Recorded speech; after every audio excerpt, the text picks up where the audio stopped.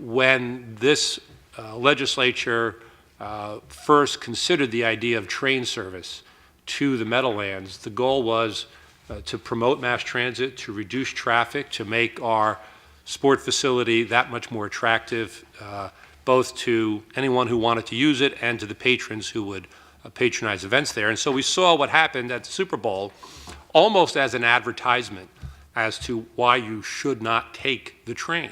When I was in a meeting in November with hotels in Harmon Meadow, and we had transportation people from transit there, and I gave my update as to what I understood the transportation plan from the Super Bowl host committee to be, the transit representative looked at me like I had two heads.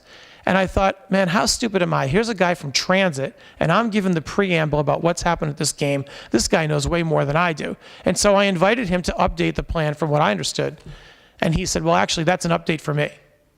So if the transit guy is sitting there in November and doesn't know the Fan Express plan, there's a communication breakdown someplace. We always knew that Secaucus Transfer and the rail station at the sports complex can move 12,000 people an hour.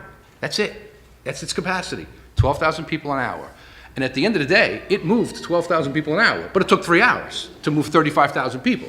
Probably months beforehand, when we were dealing with the representative from MetLife Stadium, not the NFL, there was considerable thought that there would be possible problems with the way this was set up. But that's as far as it went. We were told this is the way it had to be. Nothing could be changed, and that was it. What's clear is that while it was a unique opportunity for New Jersey to showcase itself by hosting the Super Bowl, there were a lot of logistical issues that did not seem to be considered appropriately and left New Jersey Transit and others scrambling to fill the void. It gave the state a black eye. I mean, the NFL really choreographed the whole Super Bowl. It was their event.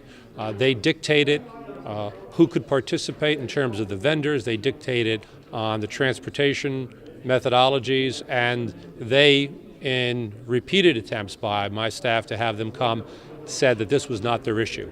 I do think that they have an obligation to the people of the state of New Jersey to be more forthcoming and provide more details on exactly why they dictated no other transportation modalities, why they dictated that when this really turned bad, when there were so many people getting on trains that were not planned for, that there weren't contingency plans in place.